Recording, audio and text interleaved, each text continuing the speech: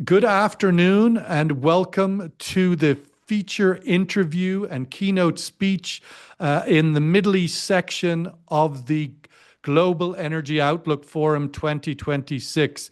We're absolutely delighted and honored to have Fuad Siniora, the former Prime Minister of Lebanon, to tackle what is probably one of the biggest questions facing the world as a whole, obviously, and regionally, the Middle East, tackling and digesting the Trump administration's new national security strategy, which was published in early December. And we've seen in only recent days how that is being translated into South America, into Venezuela, where he has articulated the Trump administration has articulated a big focus on the Monroe document from some nearly 200 years ago, where U.S. claims ownership of the Americas. But what does the national security strategy mean for the Middle East, and how is it likely to be received by regional actors? And so, to get us started with his keynote address, welcome, Your Excellency Fuad Siniora. We look forward to your speech. Thank you. Thank you again, Sean. And I'm delighted that you are inviting me to this interview. And I will start by telling you how, let's say, my reading of this security strategy of the United States. In my opinion, that really it represents a major shift from the previous era of the great power confrontation towards a new era of nation states with the areas of influence. It indicates a new understanding that American imperial outreach is not anymore sustainable, nor in the national interest of the United States. There is also an abandonment of the liberal world order previously championed by Barack Obama and Joe Biden, with a US predisposition for non-intervention, meaning no imposition on others of democracy or social change, as well as an inclination towards anti-globalization, anti-free trade, and anti-multilateralism, and refusal to subjugate the national interest of the United States to international laws and order and to international organizations. And what happened actually a few days ago in Venezuela by the United States is one of the manifestations of this policy. There is also an admission by the new US security strategy that China is a world power, with the United States seeing the rivalry against China primarily as economic. On the other hand, Russia is no longer seen by the US as an enemy. Hence, the US takes a neutral position regarding the war in Ukraine, which is unlike the position taken by Europe towards Ukraine and Russia. The US wants in this document that the Americas in particular to be free of hostile elements. This strategy references the Trump corollary to the Monroe Doctrine of 1823. The Monroe Doctrine states that the US would not accept colonial powers or foreign interventions in the Americas. And the Trump corollary adds that the US will not accept any adversarial influence in the Americas.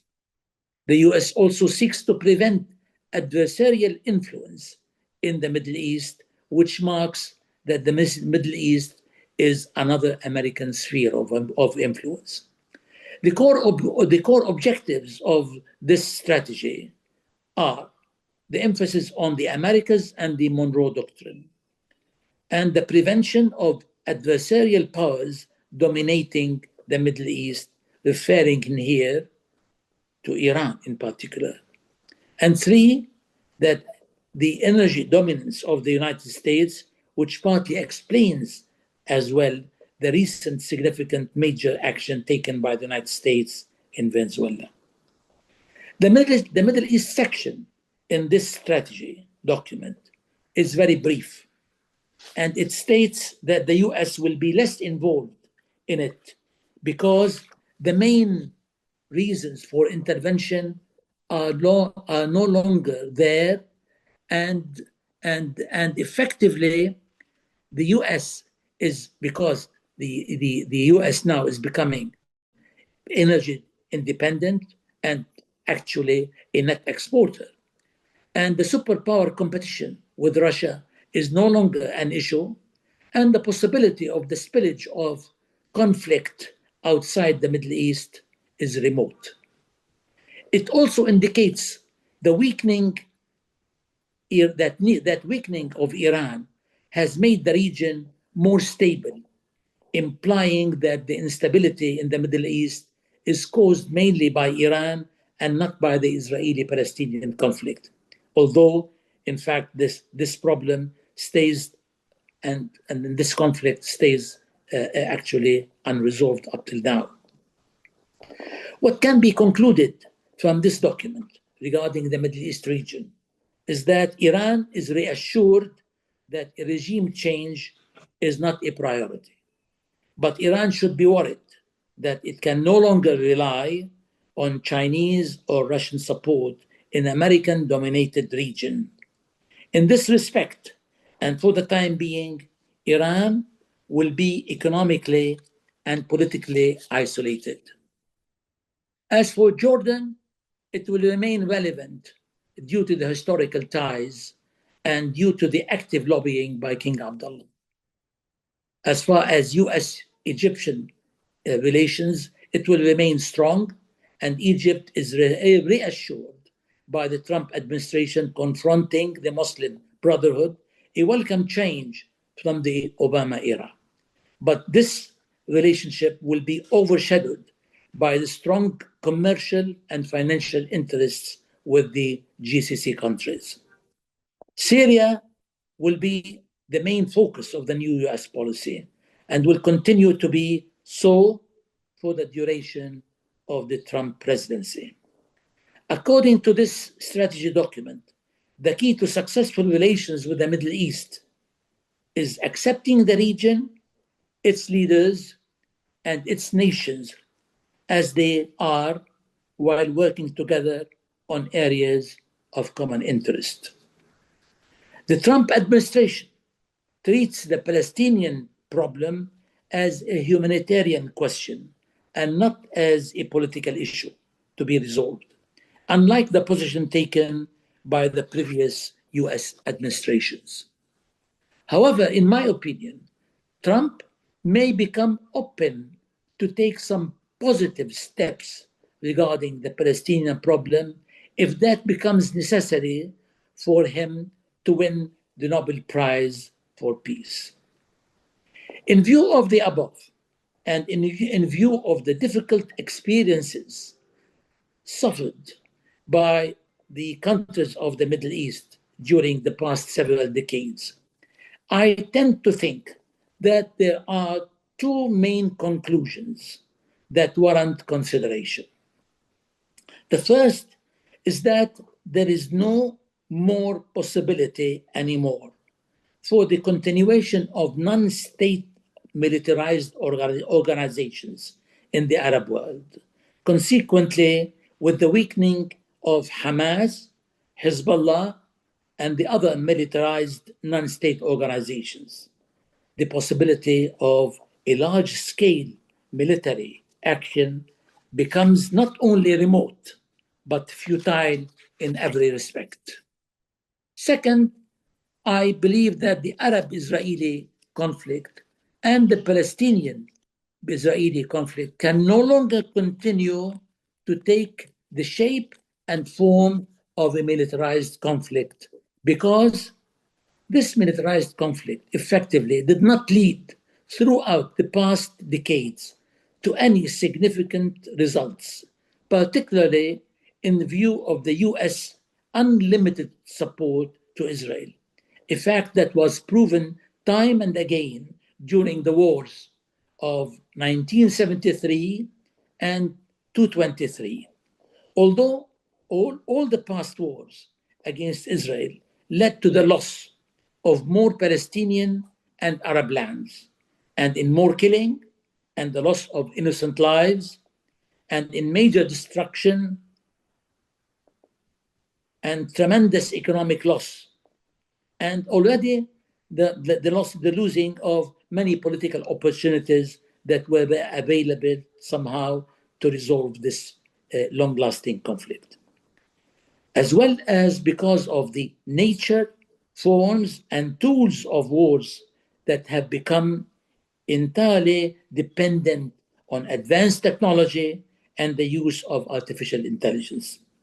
In this respect, I believe it is quite clear that there is a major technological gap between the military capabilities of Israel that is supported by the United States and on the one hand, and that of the Palestinians and the Arab countries of the Middle East region on the other. There is a remarkable and significant change as well that has happened in the world pertaining to the increasing awareness of Palestinian suffering, as well as the urgent need to resolve the Palestinian issue. This is apparent in 157 countries recognizing a Palestinian state, including 15 European countries. The shift in public opinion did not spare the United States, where the Palestinian issue played a key role in the election of Zahran Mamdani, a pro-Palestinian activist, as the first Muslim mayor of New York, albeit with a sizable Jewish support. However, the main obstacle remains the current Israeli extremist government, which is not amenable to any meaningful, peaceful solution to this unresolved problem that dates back to some 8 decades ago. In conclusion, and in view of all these developments, I strongly believe that the Palestinians and the Arabs should embark on a new and peaceful initiative and should position themselves not only in anticipation of a change in the Israeli government that might come or might not come, but also on what can be done by them in the region and in the world. In my opinion, the plan of action should include: 1, developing a unified Palestinian stand, particularly as the weakening of Hamas and the weakening of the Iranian hegemony in the Arab region will enhance the possibilities of a Palestinian reconciliation and consolidation. 2, a collective Arab position led by Egypt and Saudi Arabia, together with the GCC countries, to initiate an equitable Palestinian solution based on the 202 Arab Peace Initiative. And 3, a worldwide active political Arab campaign in the United States and with other major international countries and with all the peace-loving countries in order to work together for a peaceful solution to this long-lasting problem. This is the thing that I really can conclude out of this strategy and what can be done by the Arab world to deal with the issues of the Arab world. This is in addition to so many other aspects that we can come to it during our discussion. Thank you, Your Excellency. I just wanted to follow up with sort of the fundamental kind of premise here of the sort of central theme, as you say, within this national security document. It was historically, in comparison to previous generations, previous administrations, a relatively short national security framework and document in under 10 pages or so. And typically in the past, it's been 30 to 40 pages and so on. And even within it, as you highlighted, it was very little about the Middle East. But you noted the sort of defining element of America sees the opportunity of retreating from the Middle East, that it's no longer central to its international strategic policy as it has been in the past. But has that process not already been long underway and classically highlighted, although Afghanistan is hardly the Middle East, but nonetheless, Obama's famous red lines in Syria and Biden's evacuation and retreat from Afghanistan, that the the United States has been retreating from the Middle East for a number of years? Or what is your view on that? What has become an accepted, general narrative? Well, I mean, to start with, we have to understand that one of the major motives of the United States in dealing with the countries of the Middle East was its dependence on the sources of energy in the region. And as you know, the United States now is a net exporter of oil in the world. And we have to take in consideration as well the recent development about Venezuela. Venezuela was a major supplier of oil in the world. At one time, it was a larger producer than even Saudi Arabia and Iraq. When I started covering the oil industry in the 90s, yes. Venezuela was 3.5 million barrels a day. Exactly. Now it's well under one. Now it is less than a million. And definitely it's going to take some time before regaining that capacity. It's not something that will happen tomorrow. But anyhow, I mean, the United States definitely looks after its own interests. And as you know, that they have already classified the region to be under the sphere of influence of the United States. But at the same time, they have classified that Russia is no longer an enemy and China is a competitor. So they have to look at things in a different manner.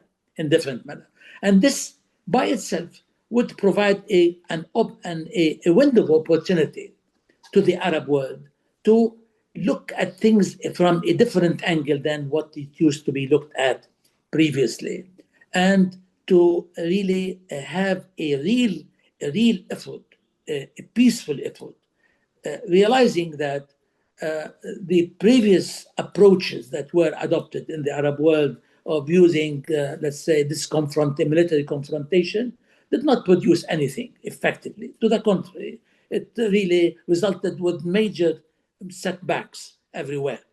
And it is high time to really look at things in a different way, capitalize on the change of the attitude in the Arab world, in the world at general. But one of the big changes is it would appear in this muscular new vision of the world, where spheres of influences are divided out by those who have the most muscle and the most power, that the U.S. retreats from the Middle East by giving its main satellite state, Israel, dominance in the region and a green light to exercise a very robust policing role. And so it retreats with that left behind in a way that in previous eras, if there's one big change, that would be it. You would say Obama retreated or indicated retreat from the region, as did Biden, but with reins on Israel, its client state. It seems the difference here is that Trump retreats, giving Israel a green light to be ultimately the regional policeman, the regional hegemony, as the strongest, most powerful, and it inherits its sphere of influence, like America inherits the South America and Russia inherits Central Asia, or whatever it might be in this new world order. Will that be acceptable in this region for Israel to emerge as the dominant sphere of influence player?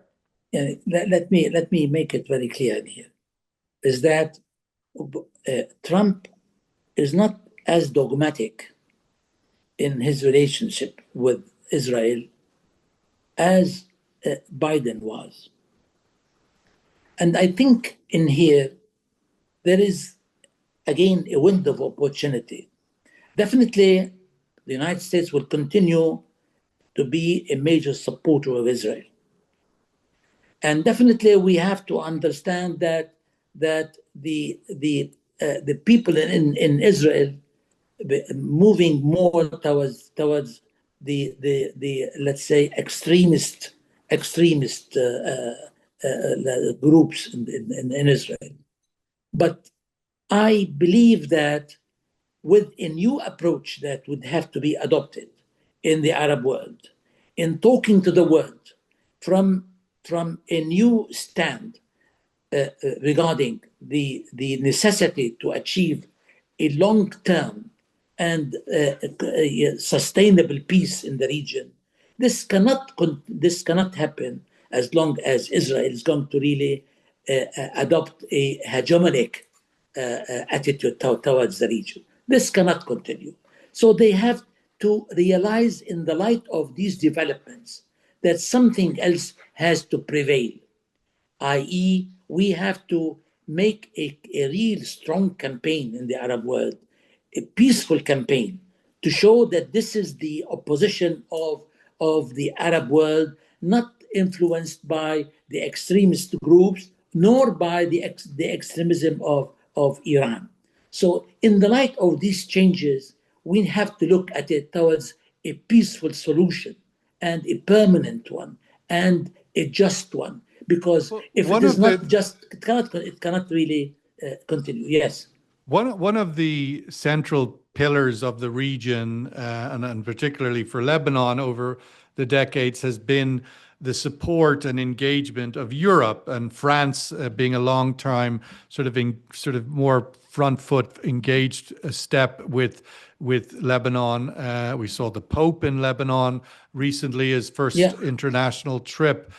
But one of the probably the most startling element of this U.S. Trump administration new national security strategy was how much, while little space was given maybe to the Middle East, a lot of space was given to further condemnation of Europe and the marginalization of Europe, and Europe being the Middle East neighbor, and it's one of its principal sort of obviously the colonial legacy partner, legacy alignment, if you want. But ultimately, what does the suppression of Europe under the Trump administration and national security strategy, is that good for the Middle East? Is it bad? Is it neutral? What's your sense of where the national security strategy view of Europe and what that means for the Middle East?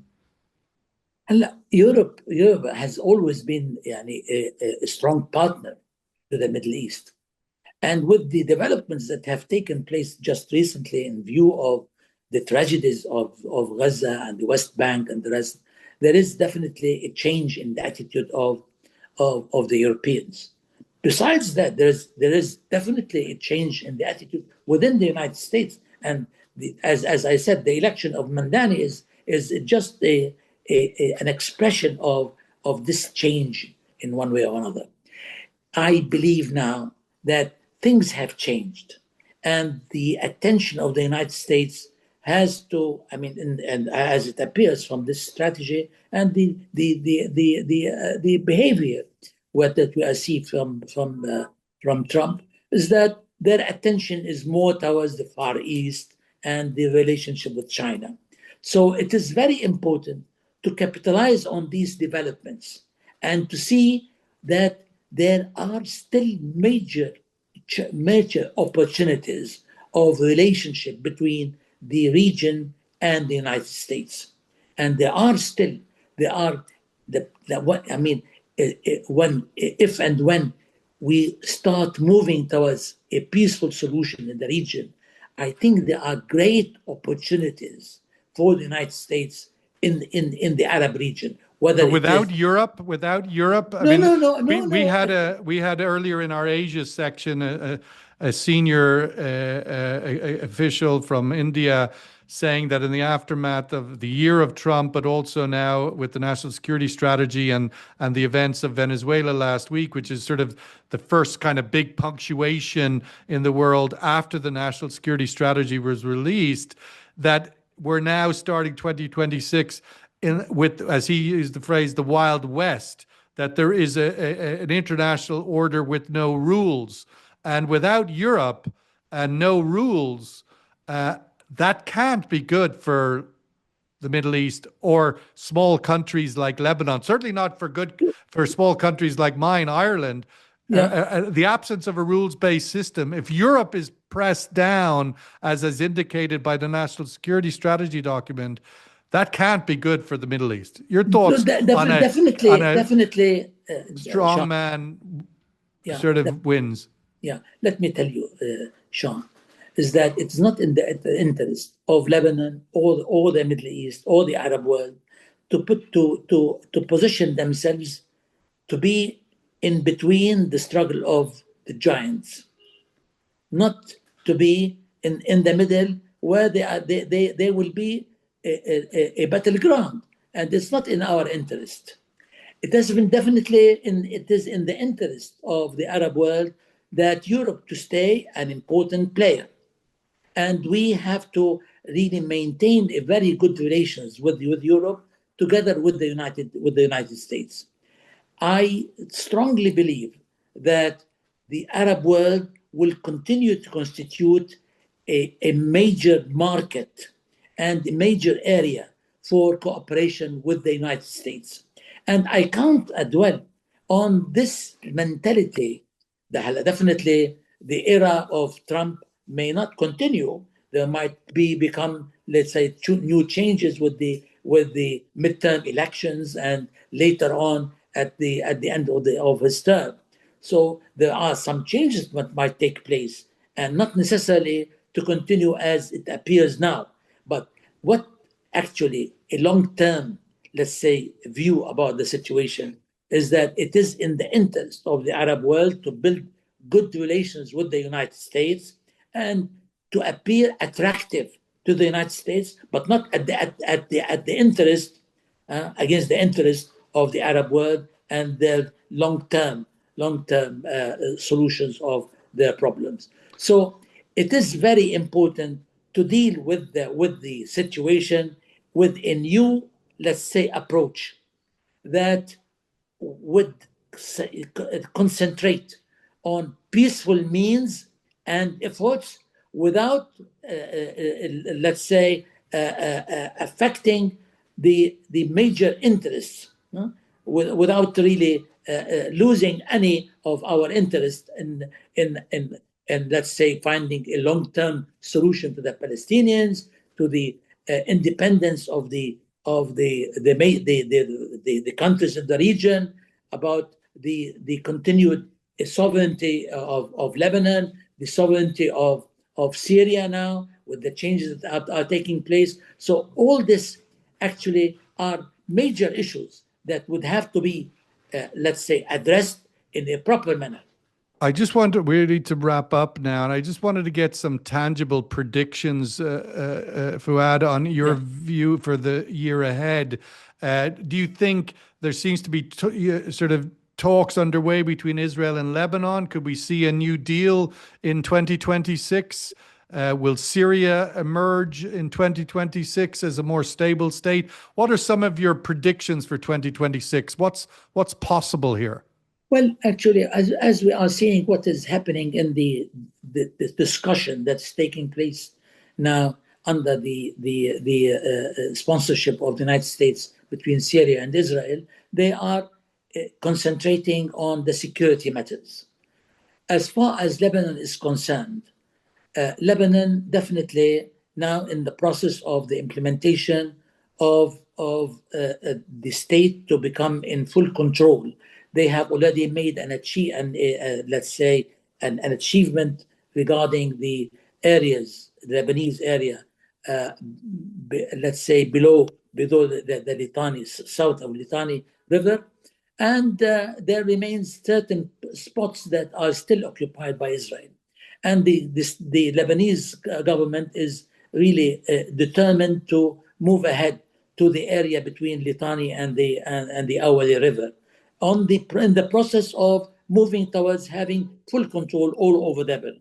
But there are lots of things that would have to be done in this respect. What I believe that Lebanon cannot go into, let's say, peace discussion with Israel, can move. There was no ceasefire along the ceasefire agreement that was made in 1949, which prevailed for a long period of time. So what really matters is that there is let's say, a certain position taken by Lebanon that we want to achieve the ceasefire arrangement with Israel under the sponsorship of the United States, in anticipation of a general move towards peace in the region that would have to take in consideration the establishment of a Palestinian state. Lebanon cannot move into a let's say, an arrangement of having let's say, a peace agreement with Israel without having a general peace agreement between Israel and the Arab world. What about Israel and Iran? I mean, we saw, obviously, that's been one of the big hurdles for Lebanon in recent years, the ability to move away or outside of that, be caught as a proxy inside that Iran-Israel face-off. What's your outlook or prediction for Israel-Iran? We saw them in a first ever conflict, face direct war last year. Is that over, or could that happen again? What's your prediction for Israel-Iran? I think what is Iran would have to realize that it cannot continue to really to take this attitude regarding Israel. Definitely, what Iran is doing is trying to improve let's say, the possibilities of having direct talks with the United States. All this, what is happening, they have been using their tentacles and as spheres of influence in Lebanon and Syria and in Yemen and Iraq. But this cannot continue as such. Iran is passing through very difficult times economically, as well as let's say, social situation. So this thing, we believe that in 26, Iran would have to sort out things. Either would have to really move towards really get to become a normal state within Iran, and to stop using this policy of the Wilayat al-Faqih across national frontiers. This cannot continue and will not be acceptable. So they have to understand this. And in Lebanon, all these militarized non-governmental organizations cannot sustain continuing, neither Hezbollah nor other matters. Gradually, the Lebanese government would have to prevail in Lebanon and stop these and non-governmental militarized organization. It is not possible, and Lebanon cannot sustain such a situation. Lebanon has been, let's say, suffering for the past 50 years. It's been an absolute pleasure and honor for us at the Global Energy Outlook Forum to have the forecast and outlook and wisdom and insights for 2026 from His Excellency Fuad Siniora, the former Prime Minister of Lebanon. Thank you, sir, for your time today. Thank you. Good luck.